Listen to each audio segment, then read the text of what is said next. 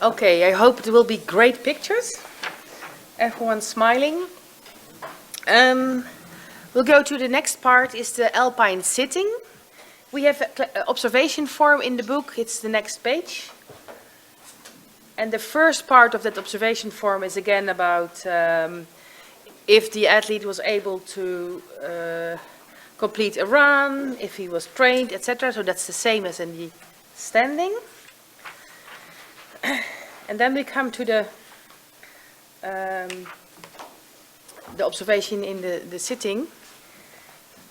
There it's more difficult to directly see what's happening, because it's good when you have the knowledge, when you observe if someone has activity in his legs or not, or in his trunk or not. But so the first column here, it tells you about the physical assessment, but you don't know yet. So we must look at the second column, and where we look at is lateral angulation. So you see in the body of the skier if he can make, oh, I have my coffee in my hand. It's difficult to drop when I have coffee for you.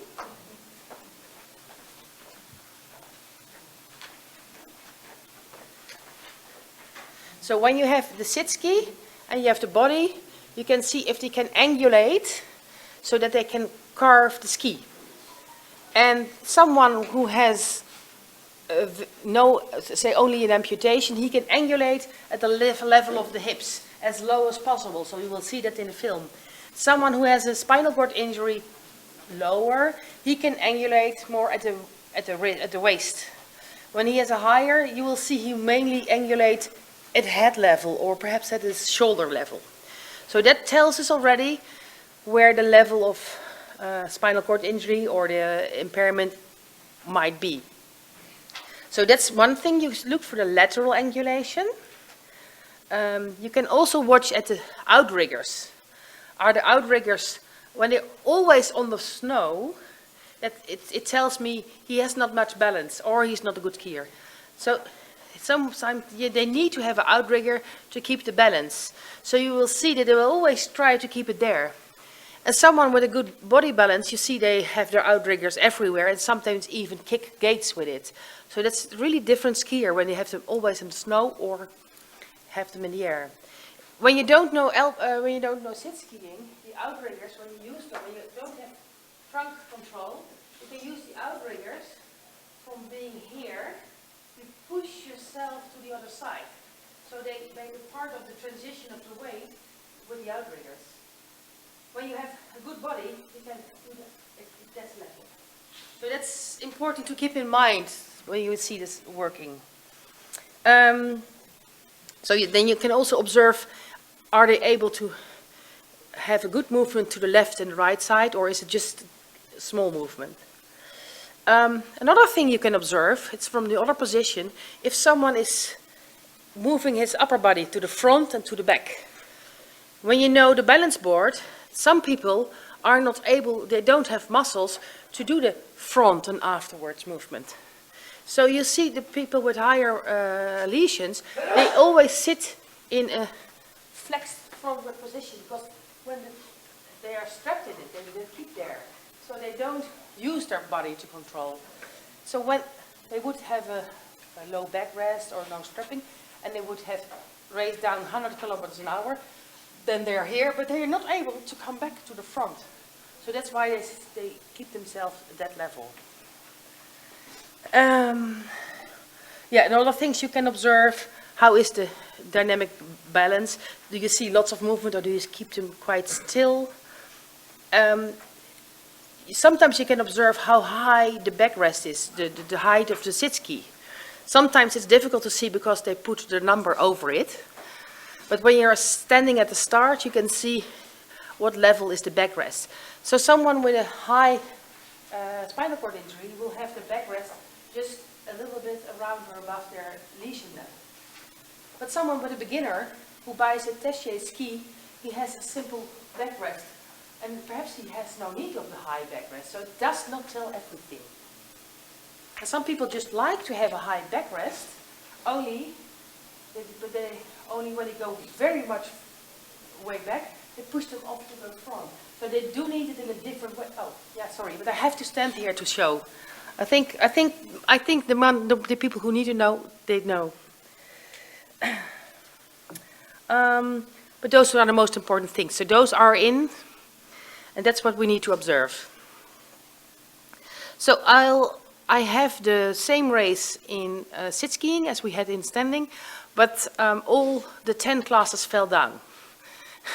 So I have only films of the 11s and the 12s. So I do some other films to see the first differences, and when we are a little bit better in observation, we go on.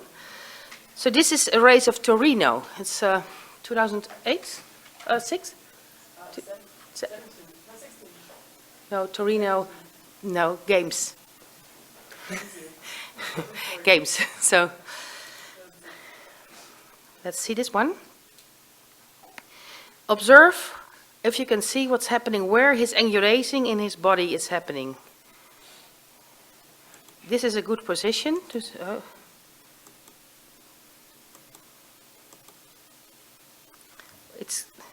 He can angulate, but he has his body quite straight, and he is angulating mostly at the shoulder level. He can raise his outrigger only in the steep parts, but he's a very good skier.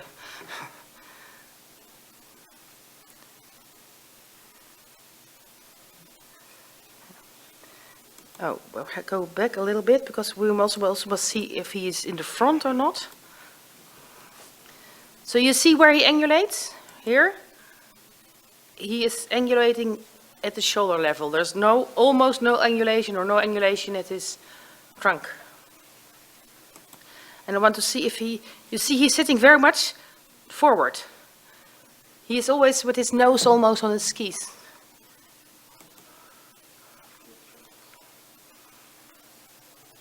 And it's difficult to differentiate between a 10-2 and 10-1 in the skiing. That's those few fibers.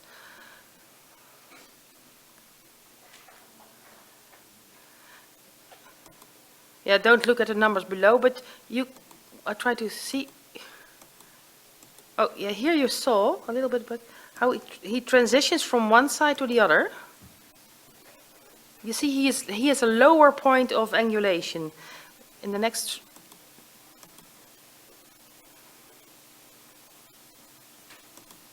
Yeah, it's difficult. He's going fast, but you see more. He's curving more now,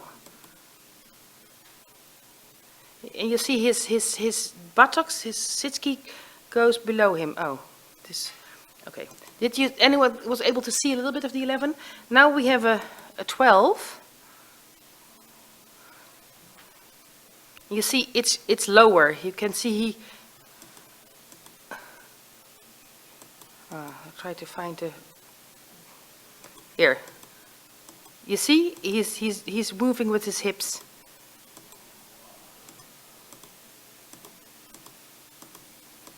You see the difference?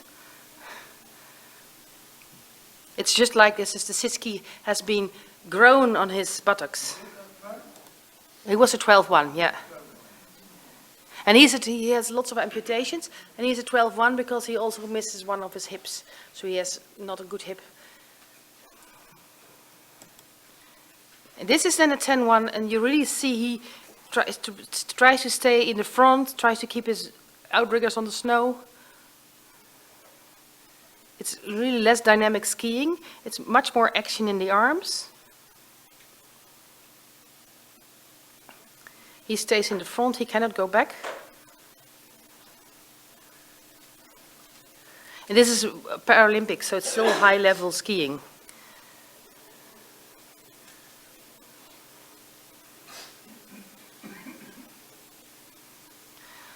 And this is one with a 12-2. You see his outriggers are everywhere. It's also a Japanese way of style of skiing. So his outriggers are just a little bit touching. It's just like a ski pole. He doesn't use them very much. It's more for giving direction, giving rhythm. He's doing the rest with his body. Have you seen a little bit of differences between what you could see?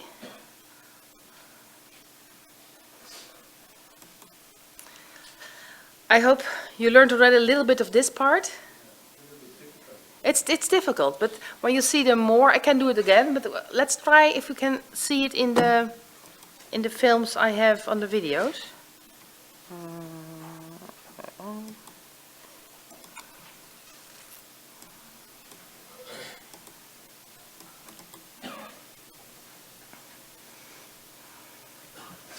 Okay.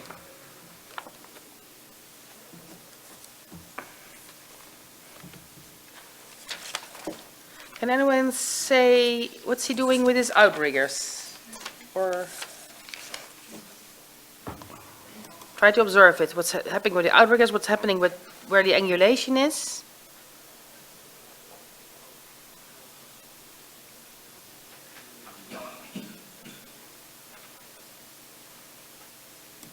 Yeah. Okay, angulation. Is it neck level, waist level, hip level? When you look at this, waist, yes, waist level. Good seeing. Everyone agrees it's waist level?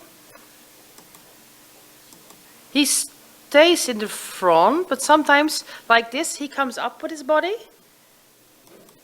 and he goes back to the front again. You see, he's moving also for afterwards.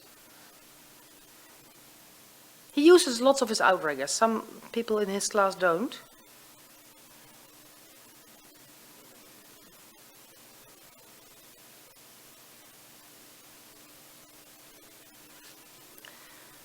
So, but I think the angulation part was the most obvious in him. So what kind of class might this be? Angulation at waist level. And you can see he can sit freely without it. It's lower. Yes, yes, it's 11. Yes, because in 10-2 he will not have the angulation at the waist level. Yeah, 11, yes, 11. And comparing with this one,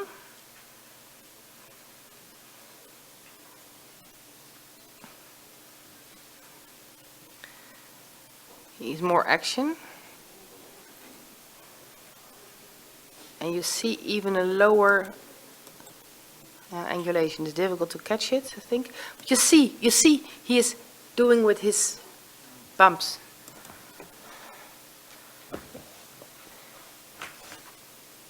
He still has his outriggers quite on the floor. But it's slalom. In slalom they use their outriggers more.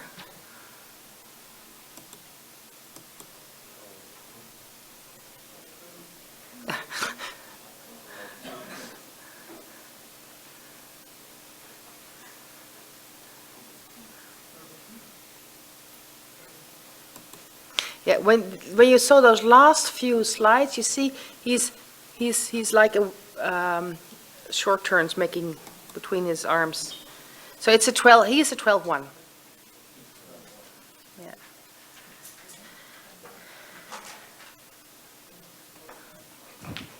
This one, he's sitting quite upright.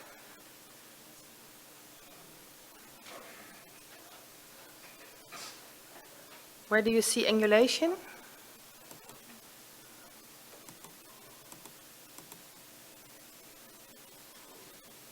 Waist, yeah. He's sitting quite like he's in a chair in front of the fire. Yeah.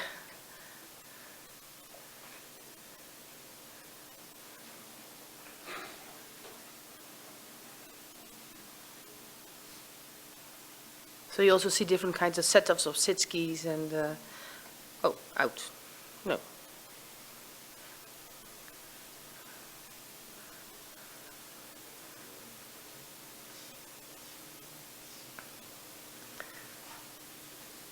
But again, this is 11 again. So I don't have 10s, it's a pity. I can go a little bit further to see something else.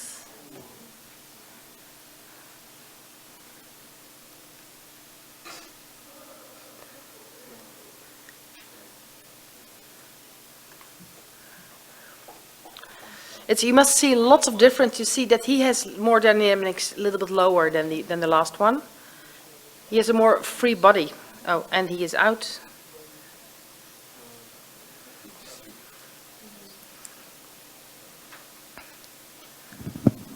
Sandra, we just had a question about seeing the difference between 12.1 and 12.2. Yeah, I'll get to 12.2. Yeah, but then also just to add, the 12.2 is mainly the amputees, so you'll see on their bucket that they don't have full legs. And you see, really, the difference is mostly you can see much more movement, even lower. I'll pull up some 12.2 soon. This is Francois. It's difficult to see, but he is also 11. You see in this case, you see his backrest. Here, you see the backrest, but he's not fixated on the backrest, but he only uses it when he goes too far afterwards, but he is free to the front. So you see his backrest, he doesn't want to have his number over the backrest because he only needs it as a kind of reassurance. He has a very small backrest in the middle. It's just remembering him where he is. You see here that the backrest is coming up in the middle. So it's only, he doesn't need it for sitting, but he just needs it for remembrance where his body is. I think I'll go to 12.2.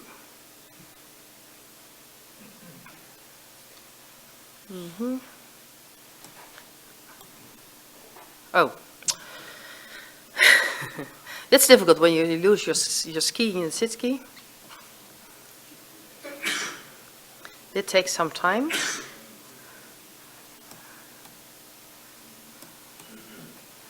They're still helping him. Okay, this one is number 78, yes, and I forgot to write. Oh, I have the numbers. Yes. Is Norwegian? Yeah, Pedersen.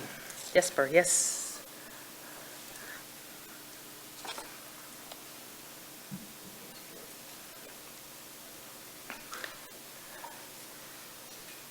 Okay, anyone guess what class this might be?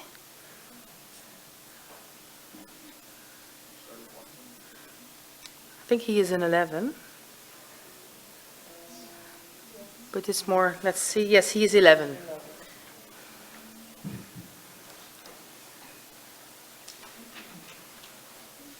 But keep this one in mind and see the next one.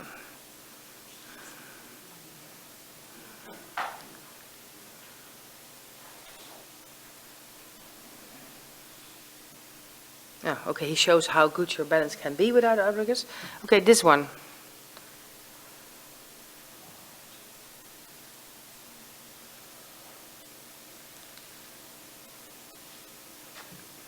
You see, it's more dynamic than the other one. He has only amputation, so he has no muscle control problem. He only misses parts, and he misses also hip parts. Yeah, he's a 12.1 because he misses a part of his hip. Yeah, and the next one will be a 12.2, so you will see the difference, but it's not easy to see.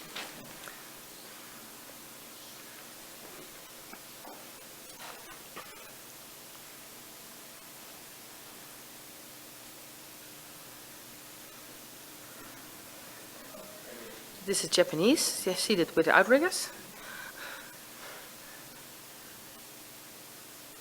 You see, he's really only wiggling his tail.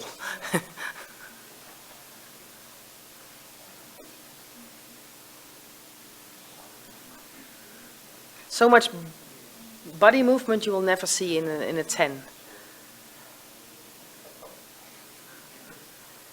He uses the outrigger to knock down the gates. It's difficult.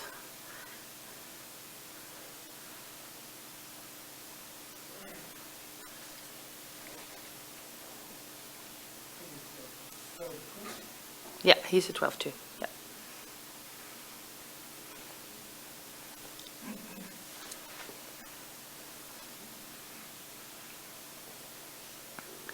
You You see, he's not using his outriggers for the gate, so he gets all the gates on his shoulders. They're wearing ice hockey protections.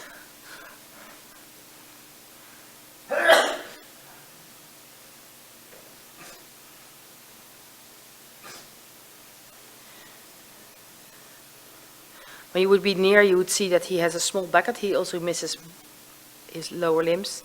He is also a 12-2.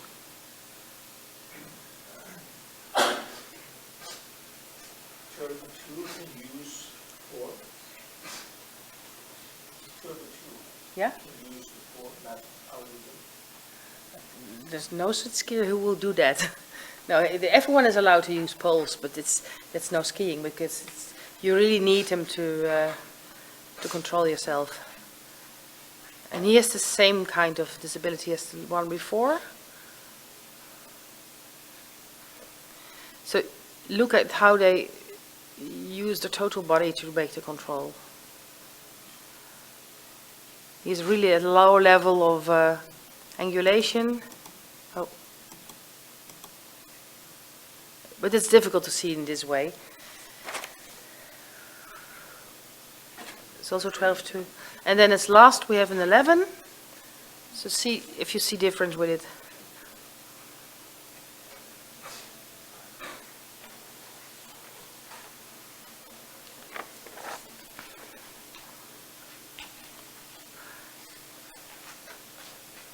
It's really difficult to see the differences with it.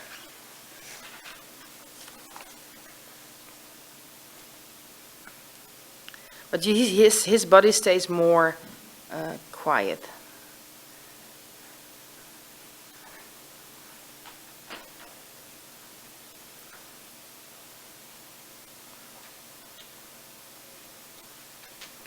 And it's good to also to see a giant slalom and a downhill because then they have more time to balance and just perhaps take off the outriggers off the snow.